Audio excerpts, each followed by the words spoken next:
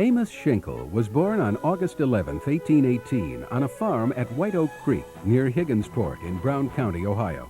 He was the son of Peter and Sarah Shinkle. At the age of 18, he left his parents and ventured out on his own with just 75 cents in his pocket. Young Amos traveled north to the Big Sandy River, where he worked as a lumberjack.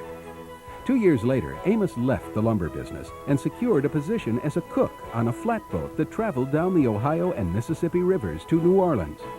He secured enough capital to operate a grocery store there, but due to the loose credit system of the day, he soon found himself bankrupt.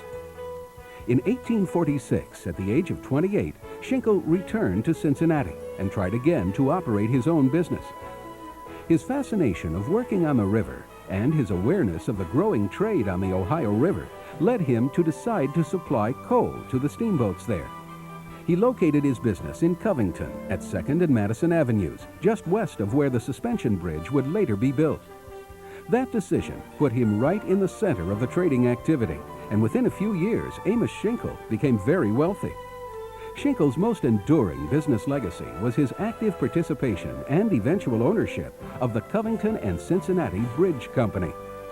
For a number of years, the idea of having a bridge that spanned the Ohio River was embraced by Kentuckians who wanted to share in Cincinnati's booming economy. Time and time again, however, they met with resistance as the steamboat lobby felt it would restrict free movement of their craft, and Cincinnati businessmen were afraid of losing business to the South. Finally, in March 1849, after much political cajoling and awarding of favors, including free liquor to the legislators, the charter for the Covington and Cincinnati Bridge Company was approved by the Ohio General Assembly. However, it wasn't until 7 years later, when Amos Shinkle was appointed to the board, that the project moved forward. Shinkle was enthusiastic about the bridge and revived interest in its construction by acquiring additional funding and persuading John Roebling, who had left Cincinnati in disgust 10 years earlier, to return and begin construction. Numerous problems, not the least of which was the Civil War, interrupted the bridge's construction. Shinkle, however, always continued to press forward, undaunted by the political and financial tribulations. Finally, on January 1st, 1867, his vision became a reality with the formal opening of the suspension bridge.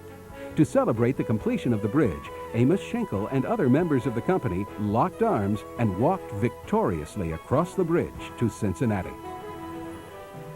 Shinkle went on to achieve success in other areas as well.